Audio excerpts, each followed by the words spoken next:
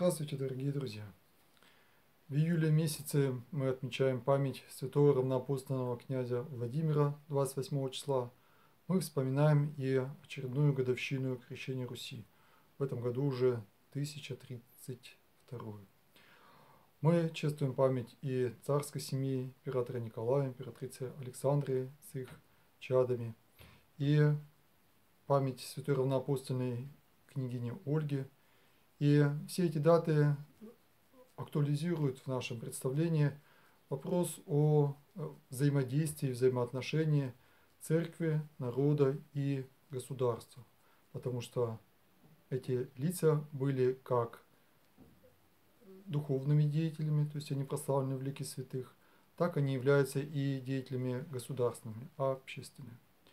И этот вопрос о взаимоотношении церкви и государства является одним из сложных богословия, одним из драматических, если мы будем смотреть на историю христианской церкви, и одним из интересных для нас, потому что мы живем в этой окружающей действительности, мы очень много надежд возлагаем на то, что находится вне нас, на государство, на те модели, идеи, законы, которые действуют в нашем обществе. Мы зачастую ожидаем спасения от них, поэтому важно в этом вопросе правильно разобраться.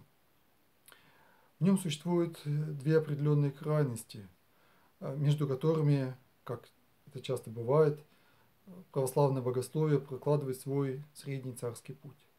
Одна из крайностей состоит в отождествлении церкви, веры и народа, соответственно, и государства. Эта позиция присутствует нередко, формулируется она в том виде, что если мы принадлежим к определенному народу, например, к русскому, значит мы обязательно должны быть верующими. Но, к сожалению, поскольку вера в таком случае бывает очень слаба, то она имеет только лишь внешние определенные обрядовые формы выражения. Например, принятие таинства крещения, иногда без должного сердечного внутреннего нравственного изменения, ношение нательного креста, участие в необходимых богослужениях, например, в отпевании родных или в крещении детей, членов своей семьи и так далее.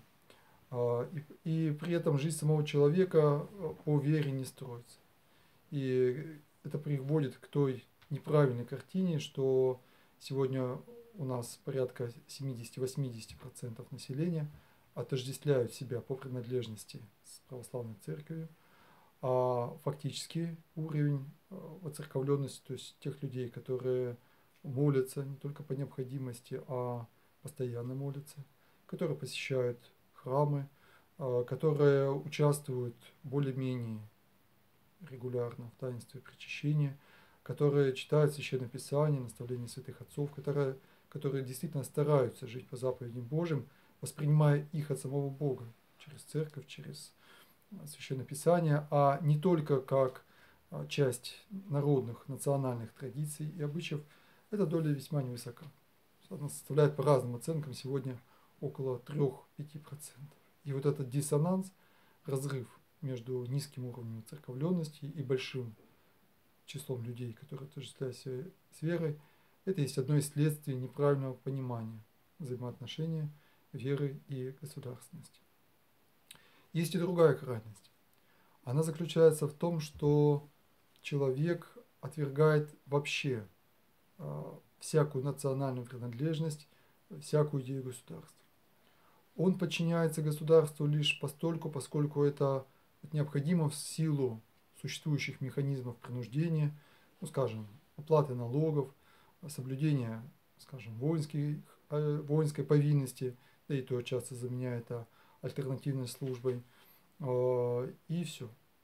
То есть любые, понятно, соблюдение остальных требований нормативных, законодательных, но чувства патриотические, причастность, ощущение причастности себя к национальным праздникам, таким как Дню народного единства или Дню Победы, или там Дню России, они для человека это уже является как бы чуждым, непривычным, он сознательно это отвергает, говоря, что наше жительство на небесах, такие действительно строчки в Священном Писании есть. Вот. И в крайнем своем выражении это учение получило название уранополитизма. То есть он отвергает всякую земную привязанность. И даже очень, можно сказать, пренебрежительно иногда относится и к семейным связям. Вот. Истолковывая так немножко однобоко слова Спасителя о том, что кто любит отца или мать более меня, меня недостоин. Как же на самом деле следует человеку, который стремится к Богу, стремится быть с Ним, и вместе с тем понимает, что он живет в мире земном, поэтому он должен быть добрым сыном своей семьи, своего народа и порядочным гражданином своего государства, как ему найти правильные границы, правильное русло своего поведения. Как и во всех остальных вопросах нашей нравственности, высшим примером, идеалом здесь является сам Господь, Спаситель наш Иисус Христос. Во-первых, Он родился в рамках определенного естественного народа. И когда мы открываем Святое Евангелие, мы читаем эти строки, там, где перечисляется его родословная. И начиная от Авраама, это еврейский народ. Хоть там есть отдельные представители, которые в этот народ входят из других племен, но все-таки подчеркивается, что Господь рождается в человеческом роде. О том, что сами люди потрудились нравственно, чтобы, так сказать, выдвинуть из своей среды чистейшую голубицу, Пресвятую Деву Богородицу. Он исполняет как религиозные предписания Ветхого Завета, например, подчиняет себя обряду обрезания. Он исполняет и существовавшие на тот момент государственные повинности. В частности, он платит налоги. Когда приходит взять подати, он велит своему апостолу Петру закинуть удочку, поймать рыбу, и у него во рту найти монету, которую он оплачивает подать за себя, то есть апостол Петр, и за самого Иисуса Христа. И самая его емкая фраза, которая с необыкновенной глубиной и точностью выражает взаимоотношения церкви как Божьего организма и государства, была сказана им в ответ на искусительный вопрос. Вопрос, в котором была ловушка: платить подать кесарю или нет. Если бы он сказал, как рассчитывали его враги, что платить не надо, то его бы обвинили в неподчинении государственному закону и предали бы суду перед римскими властями, под владычеством которых тогда еврейский народ находился.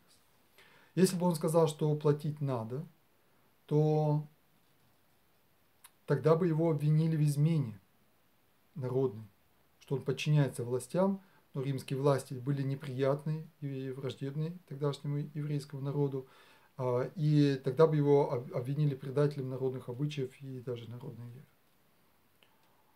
Но когда ему этот вопрос задали, он попросил принести динарий, то есть монету, которой платится эта подать. И спросил, чей здесь образ и написание, то есть чей портрет и чья подпись стоит. Там был портрет и подпись римского императора. Ему говорят кесаря, то есть Цезаря, царя. Он говорит: отдавайте кесарю кесарева, а Божие Богу. Вот так же и каждый человек должен научиться не бросаться в крайности, не разделяться, не придерживаться таких экстремальных позиций, что только то или только это. Делая одно, надо не отвергать и другое. Так же, как и, скажем, во внутреннем сердечном делании, приближении к Богу, и во внешнем обрядовом исполнении этой веры, мы следуем словам Спасителя, что и то надлежало делать, и это не оставлять. Внешне надо делать, и внутренне не оставлять. Вот так же и здесь. Надо Богу отдать то, что Ему принадлежит. Нашу душу, наше сердце. Сын, говорит Господь, дай мне твое сердце. И мы, когда молимся, в молитве «Отче наш», мы говорим: да приидет царство Твое.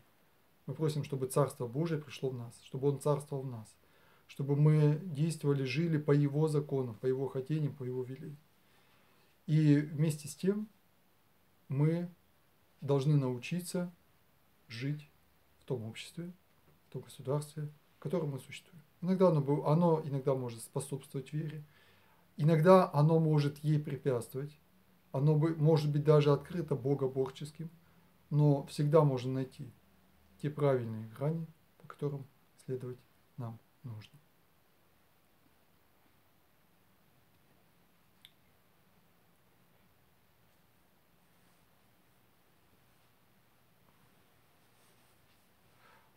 Одна из ключевых идей, понятий, которая необходима нам для разграничения духовной и земной жизни, это понятие свободы. Мы изначально созданы свободными, но не для угождения себе, а для служения Богу. И в этом состоит свобода человека, в любви, в добре, в служении. Если бы у человека этой свободы не было, он не мог бы добровольно быть с Богом, и эта любовь не имела бы никакого нравственного достоинства. И мы не могли бы быть вполне причастниками божественного блаженства. Однако, став рабами греха, и в известном смысле рабами дьявола, мы эту свободу потеряли. И Христос говорит, что всякий делающий грех есть раб греха. Любое самоугождение, любое служение плоти, любое пристрастие греховное, оно делает человека рабом. И Господь принес нам свободу. Он говорит: и познайте истину, и истина сделает вас свободными. Истина является Он сам. В Нем, во Христе, в Сыне Божьем, мы видим образ невидимого Бога, и в Нем мы возвращаемся к первоначальному состоянию служения Богу, значит, становимся свободными. Свободными от эгоизма, свободными от себялюбия, свободными от греха. Мы приобретаем цель, и эта цель делает нас цельными. Государство же не может дать человеку внутреннюю свободу, потому что наше сердце, наша душа, вот в смысле категории свободы, она неприкасаема. Сам Бог не вмешивается в нее. И дьяволу он тоже не дает возможность в эту свободу вмешиваться. И никакие, естественно, земные общественные институты вмешаться в нее не могут. Можно человека заставить что-то сделать, выполнить какое-то определенное внешнее действие. Ну, например, можно заставить его работать, трудиться. Физически можно принудить его к этому. Можно заставить его что-то не делать. Например, можно издать закон «не убивай». Физически не убивай. Не лишать человека другого жизни, хотя, естественно, и этот закон не может предотвратить до конца убийства. Он может установить наказание за убийство. Он может создать правоохранительные органы, которые будут предотвращать убийство и наказывать за убийство. Но государство не может человеку, его сердцу, приказать не ненавидеть. Оно не может заставить человека любить. Оно не может заставить человека быть чистым сердцем. Это может сделать только Бог. И Он это делает. Но не угрозами и не принуждением. Он это делает призывом любви. Он сам нас любит. Он сам нам, в самом себе, в Спасителе и в своих учениках, в апостолах и в святых отцах и наставниках наших. Он показывает нам эту чистоту, эту любовь, это блаженство. Он нам говорит о блаженстве. Вот то самое счастье, которое мы так ищем его очень часто в земном измерении. Мы считаем, что государство нас должно накормить, одеть, обуть, свозить в санаторий, на курорт и так далее. Мы в этом ищем счастье. И в этом, конечно, счастья настоящего человеческого нет. Это лишь средство. Средство не может быть целью. А Господь нам говорит о настоящем счастье, о настоящем блаженстве. О блаженстве, которое идет от чистого сердца, от милосердного сердца, от правдивого сердца, от смиренного, плачущего о своих грехах сердца, от кроткого сердца, от сердца, которое желает и другим мира, от сердца, которое мужественно и готово претерпеть гонения и притеснения за ту правду Божию, в которой она живет. Вот это блаженство сердца. Его может дать только Бог. Кстати, о самого Христа мы с вами знаем, должны знать прекрасно из новозаветной истории и из книги Деяний, ждали именно земного преуспеяния. Его воспринимали именно как земного царя, как духовного вождя, который соединит в себе предводительство земное и духовное, который, например, поднимет народное восстание и поможет тогдашнему иудейскому народу освободиться от военного господства Рима, который всех исцелит, и не будет уже ни болезней, ни страданий. Господь действительно многих исцелял. Который всех накормит. И мы знаем, что Иисус Христос действительно, обладая даром божественного творения чудес, Он мог 5 хлебами накормить 5000 человек. Он мог успокоить бури, то есть остановить земные катаклизмы. И от Него вот этого ждали. От Него ждали. Однако Он разочаровывает своих слушателей, своих учеников, даже в том, что Он будет земной царь. Не раз мы читаем в Евангелии, что хотели Его взять и сделать царем. И Он тогда уходил. Уходил от людей, потому что слова Его были таковы. Царство мое не от мира сего. Его царство не от мира сего. Он пришел устроить не земное царство, а прежде всего духовное. И не в сие ли время, спрашивали его апостолы, Господи, восстановляешь ты царство Израиля? Даже после его воскресения, столько видев чудес и видев его славное воскресение, они все еще надеялись, что он устроит им такое земное непобедимое царство, о котором, пожалуй, мы все мечтаем сегодня. Вот очень многие люди печалятся больше всего о том, что в нашем государстве что-то неправильно, о тех несовершенствах, которые есть. И мы должны понять, что здесь, в нашей земной жизни, всегда в земном обществе и в земном государстве всегда будут существовать эти несовершенства. Эти несовершенства, они будут. Совершенно только сам Бог, совершенно Царство Небесное. И совершенно Церковь, как богочеловеческий организм. И то в той мере, в которой мы уже освящаемся и входим в Церковь Небесную, торжествующую. А Церковь земная, она называется воинствующей, в том смысле, что она воюет против греха, она воюет против зла. В своем первом послании апостол Петр замечательно выражает эту идею внутренней свободы как служение. Служение прежде всего Богу, но в том числе и семье, и обществу. Он говорит о ней как о покорности. Итак, будьте покорны всякому человеческому начальству для Господа. Подчеркиваю, что покорность человеческому начальству осуществляется для Господа.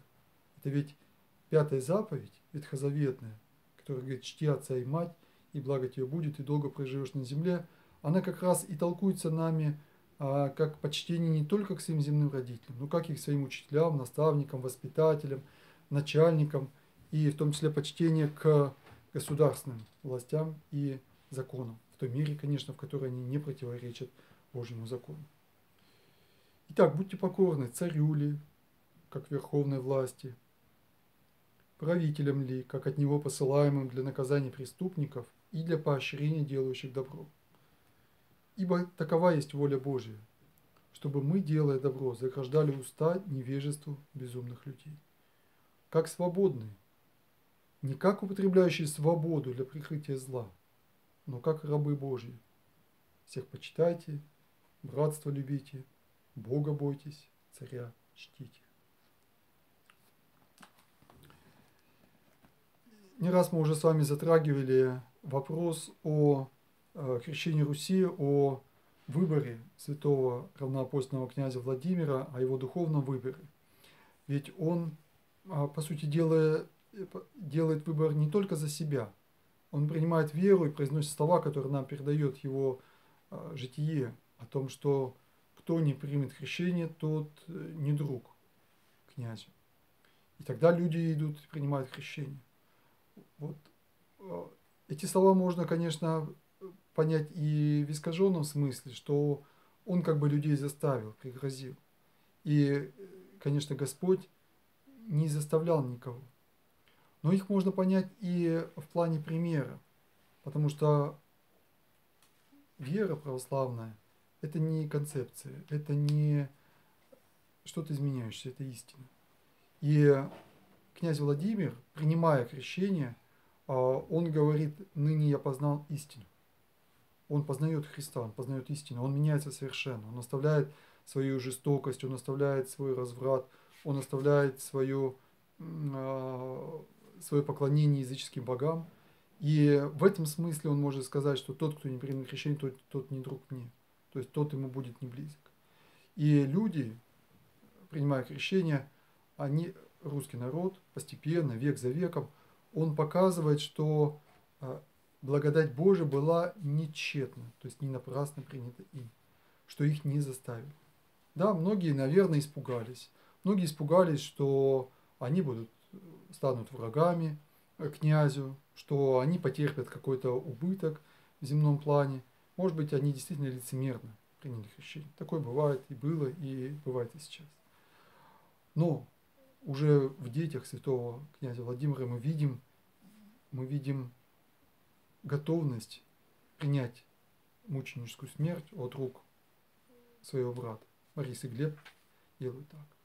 И великое множество русских святых, начиная от Федора и Иоанна, исповедников киевских, самого князя Владимира, далее и благоверного князя Александра Невского, и других благоверных князей, Даниила Московского, Дмитрия Донского, великого множества преподобных женщин, великого множества святых подвижников, таких как Сергий Радонежский, Серафим Саровский, просветителей Стефана Пермского, Герасима, Петерима и Ионы, просветителей Сибири, блаженных. Мучеников было не так много, но в 20 веке Святая Русская Православная Церковь принесла плод великий и мучеников, более 2000 имен. Все это нам говорит о том, что люди действительно приняли веру не как государственное предписание, не как что-то внешнее, они приняли ее сердцем.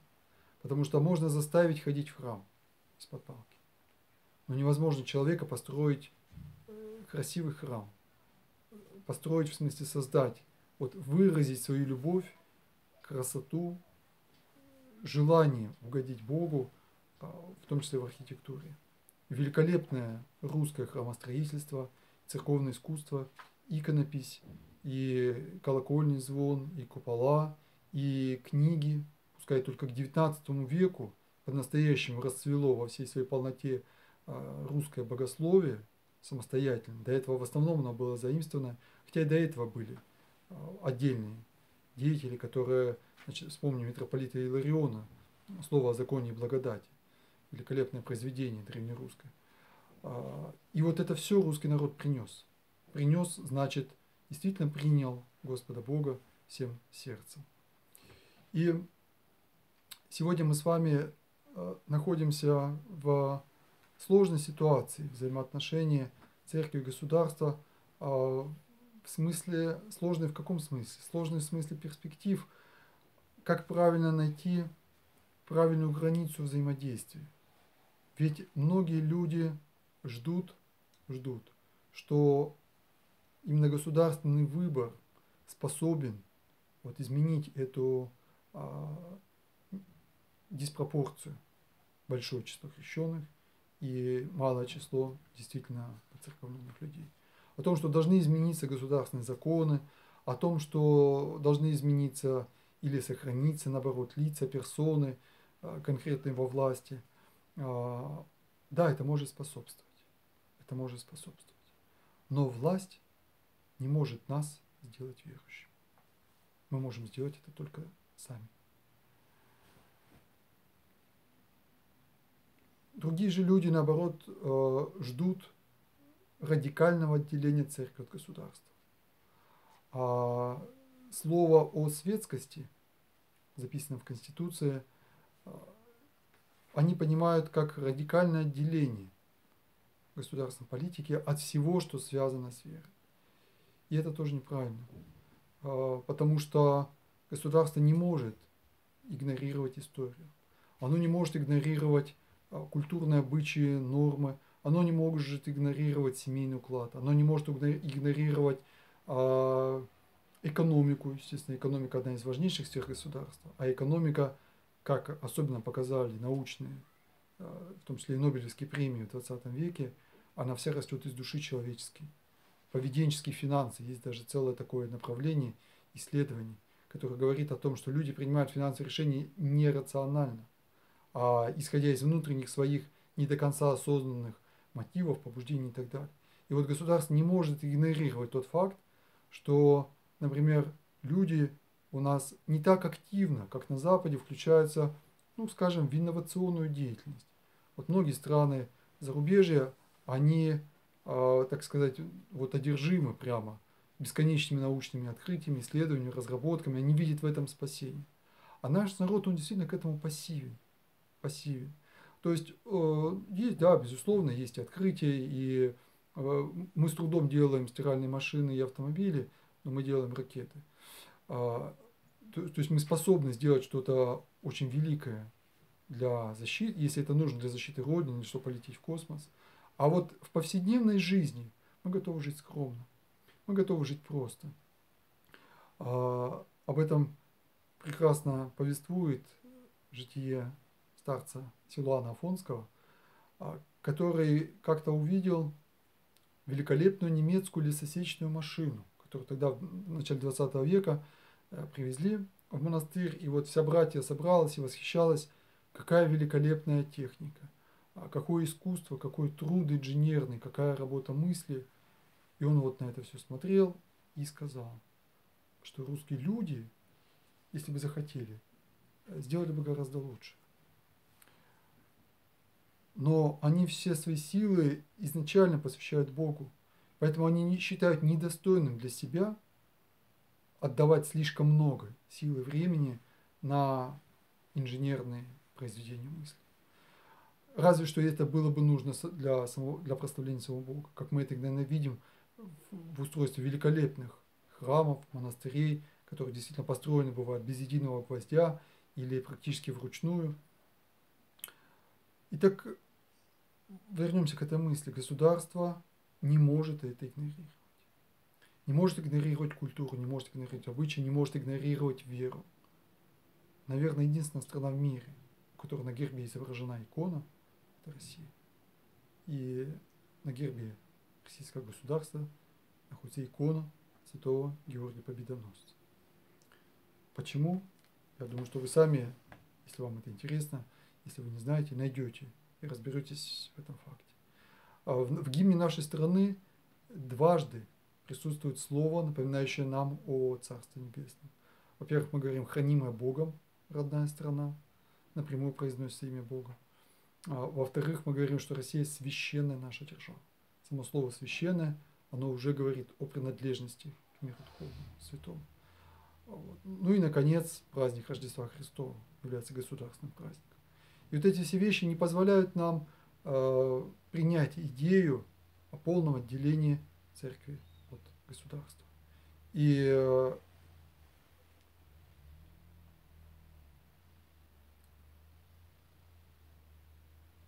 ведь государство складывается из людей, которые в нем живут.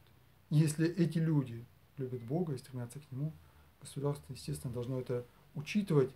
И, повторюсь, оно не может делать из-за них, но оно может это способствовать этому.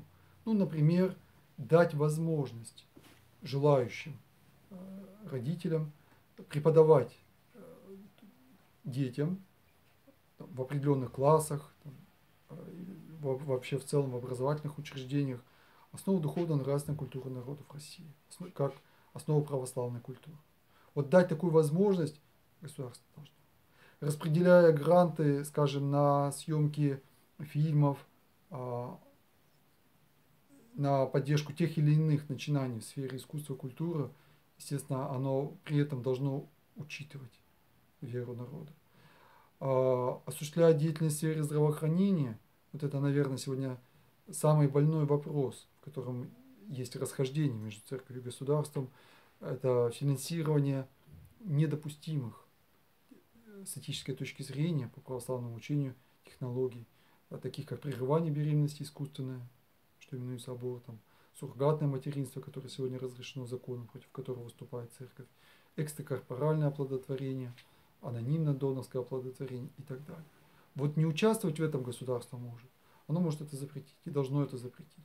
Потому что даже научная правда, уже не говоря о духовной, она безусловно требует признания того факта, что жизнь человеческая начинается не с момента перерезания пуповины, а с момента зачатия. Для тех, кто хочет более подробно, обстоятельно разобраться в взаимоотношениях церкви и государства, в той части, как сама церковь это понимает и об этом учит, следует найти, прочитать и время от времени перечитывать основу социальной концепции Русской Православной Церкви. 3 раздел как раз раскрывает нам этот момент. Здесь говорится об истории взаимоотношений, о том, как появилась изначально идея царя, о том, что Господь Пилату, римскому прокуратору, сказал: ты не имел бы надо мной никакой власти, если бы не было тебе дано свыше, показывая этим, что всякая власть, так или иначе, она дается или, по крайней мере, попускается Богом. Вот об этом подробно прочитаем отрывочек из 13 главы послания к римлянам. Апостол Павел говорит: «Всякая душа да будет покорна высшим властям, ибо нет власти не от Бога. Существующие же власти от Бога установлены». Напомню, он писал это в то время, когда он был гражданином римского государства, а император Римской империи был язычником, и государственной обязанностью всех жителей империи было принесение жертвы языческим богам. Посему противящийся власти противится Божию установлению. Ну, тут, конечно, апостол говорит о выполнении государственных законов, не противоречащих Божьим. Поэтому христиане не приносили жертвы идольским богам, и очень часто их именно за это, как за нарушение государственных законов, предавали мучению. А противящиеся сами навлекут на себя осуждение. Ибо начальствующие страшны не для добрых дел, но для злых. Хочешь ли не бояться власти? Делай добро, и получишь похвалу от нее. Ибо начальник есть Божий слуга, тебе на добро. Если же делаешь зло, бойся, ибо он не напрасно носит меч. Он Божий слуга, отмститель в наказании делающему злое.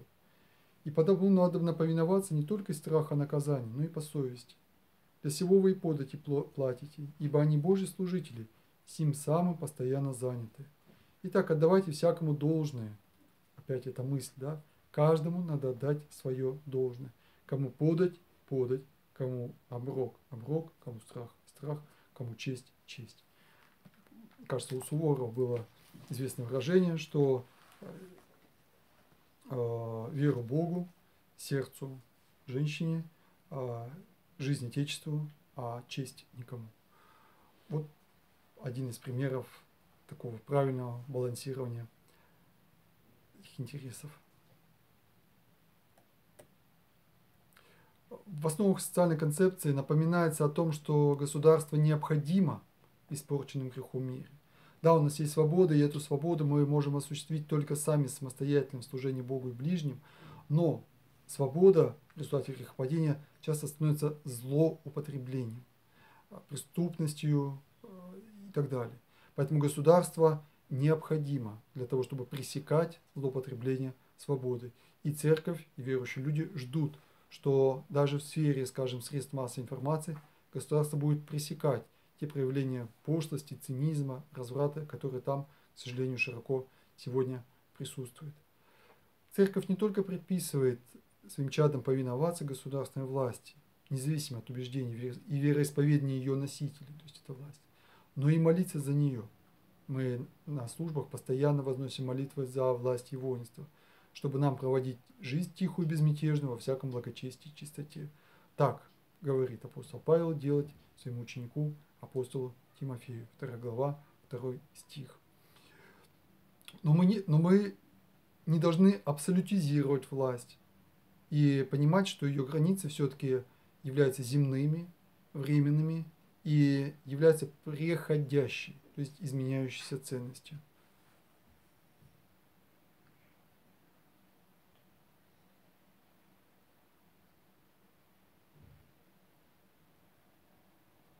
Здесь подчеркивается, что нельзя понимать принцип светскости государства как радикальное вытеснение веры из всех сфер жизни народа, отстранение религиозных организаций от участия в решении общественных значимых задач.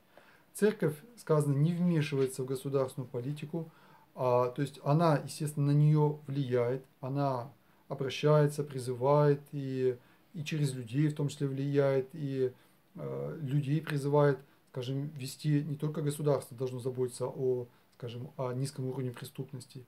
Естественно, и церковь людей к этому призывает. Но церковь напрямую не присутствует в законодательных, в исполнительных органах власти, а присутствует, скажем, в совещательных органах, в общественных советах, в комиссиях, на совещаниях, высказывая свое мнение, в том числе от лица жителей страны. Но и государство не должно вмешиваться в жизнь церкви, в ее управление, вероучение, литургическую жизнь, духовническую практику и так далее. За исключением тех моментов, которые предполагают деятельность в качестве юридического лица. То есть, естественно, религиозные организации проходят регистрацию, соблюдают пожарные требования. В отдельных случаях, если речь идет об образовательной деятельности, получают должные лицензии и так далее. Здесь говорится о разных моделях взаимоотношений между церковью и государством. Идеальным здесь признается симфония, то есть добровольное согласие в достижении тех целей, в которых заинтересовано и правительство, и Церковь Христова. Сейчас более подробно эти направления обозначим. Святой император Юстиниан писал таким образом. «Величайшие блага, дарованные людям высшей благостью Божией, суть священства и царства, из которых первое священство, церковная власть, заботится о божественных делах, а второе царство, государственная власть, руководится и заботится о человеческих делах, а оба, исходя из одного и того же источника, составляют украшение человеческой жизни. Поэтому ничто не лежит так на сердце царей, как честь священнослужителей, которые со своей стороны служат им, молясь непрестанно за них Богу.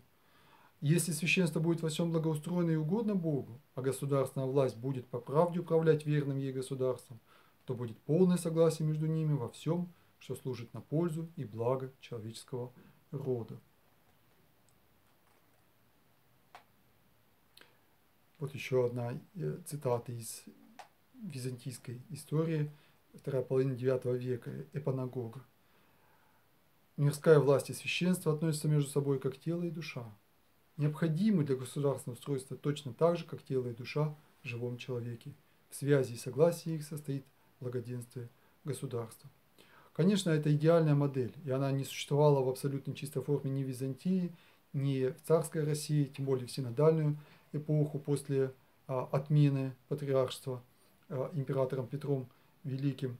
Там было много искажений. Другие модели – это доктрина двух мечей, согласно которой обе власти, церковно-государственная, восходят к римскому епископу. Эта доктрина неправильна, здесь подробно описывается почему.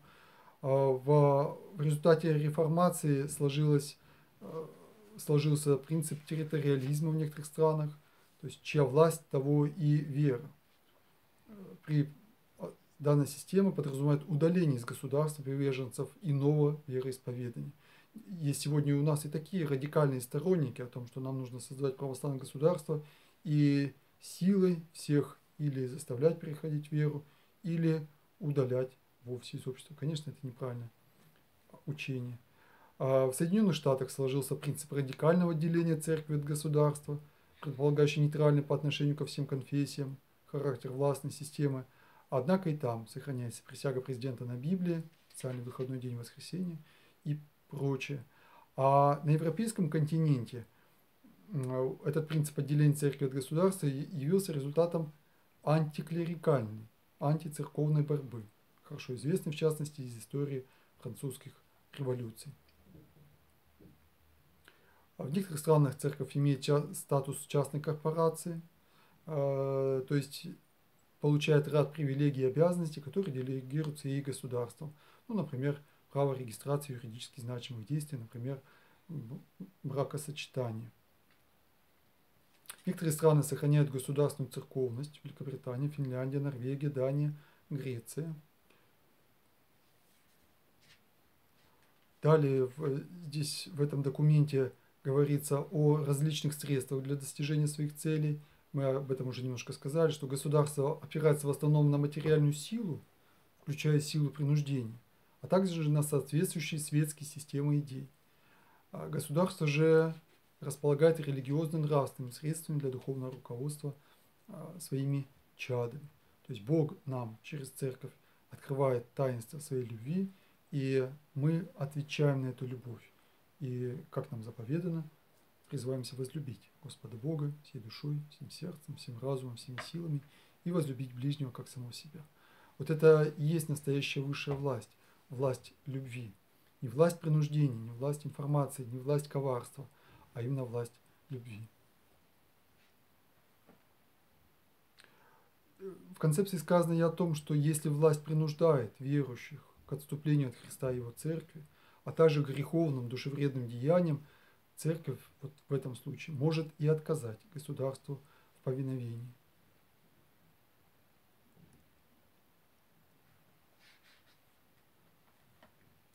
Принцип свободы совести, который сегодня действует в России и в большинстве государств, с одной стороны, свидетельствует об утрате высших духовных целей и ценностей обществом, о массовой апостасии, то есть отходе от Бога, и фактическом безразличии к делу спасения, к делу победы над грехом. Но в современном мире этот принцип оказывается одним из средств, одним из способов существования церкви, потому что он позволяет ей иметь легальный статус секулярного государства и независимость определенную от инаковерующих или неверующих слоев общества. И вот здесь перечислены области, в которых осуществляется соработничество, то есть сотрудничество церкви и государства. Это миротворчество, это забота о сохранении нравственности в обществе, безусловно, важнейшее направление. Это духовное, культурное, нравственное, патриотическое образование и воспитание, дела милосердия, благотворительности, развитие совместных социальных программ. Сегодня это действительно осуществляется довольно широко, в том числе через, например, систему грантов. Это охрана, восстановление, развитие исторического и культурного наследия, включая заботу об охране памятников истории и культуры. Диалог с органами государственной власти по поводу выработки законов, распоряжения решений. Это попечение о сотрудниках правоохранительных учреждений и военнослужащих, труды по профилактике правонарушений, попечение о лицах, находящихся в местах лишения свободы, наука, особенно гуманитарные исследования, здравоохранение, культура и творческая деятельность, работа светских и церковных средств массовой информации, деятельность по сохранению окружающей среды, экология, экономическая деятельность на пользу церкви, государства и общества, поддержка института семьи, материнства, детства и противодействие деятельности псевдорелигиозных структур, экстремистских организаций, представляющих опасность для личности и общества. Вместе с тем, в сферах политической борьбы, ведения гражданской войны или агрессивной внешней войны и участие в разведывательной и подобной деятельности церковь не может оказывать содействие государству. Это прямо указано в этом документе.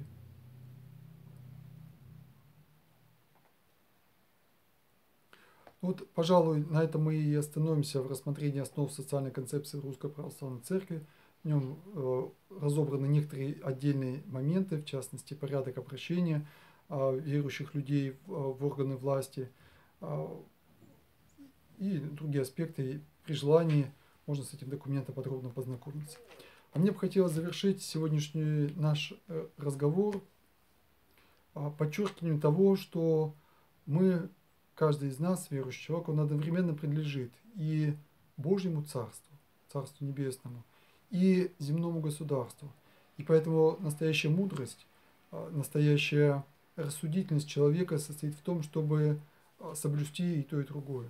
Чтобы первым делом первым делом, как Господь говорит, будьте мудры, как змеи, и кроткие, как голуби, чтобы первым делом сохранить свою веру, свой стержень, свою сердцевину, как змея бережет от удара прежде всего свою собственную голову. Поэтому вселить Господа Бога в свое сердце, быть гражданином Отечества Небесного, как говорил святой Иоанн Кронштадтский, что прежде всего заботься об Отечестве Небесном. Это каждый из нас должен. Но, будучи гражданами этого видимого земного мира, мы должны и в том числе через него учиться этой любви, находясь в своей семье, помогая своим единоплеменникам, помогая и просто людям нуждающимся, развивая национальную культуру, в том числе мы можем познавать ту самую любовь, чистоту, красоту Божию, которая нам необходима для спасения. Как в притче о неразумном домоправителе Господь сказал: «Сыны мира сего, догадливые сынов света в своем роде, приобретайте себе друзей богатству неправедным». То есть помните о том, что все земное, временное, переменчиво, ненадежно, но именно через него вы можете приобрести духовное. Святитель Василий говорил так, что когда мы жертвуем, когда мы служим, когда мы отдаем, когда мы помогаем другим, немедленно наши материальные блага размениваются на блага духовные. Пусть наш путь к Царству Небесному через Царство земное будет прямым. Господь да поможет нам в этом. Благодарю вас за внимание. До новых встреч.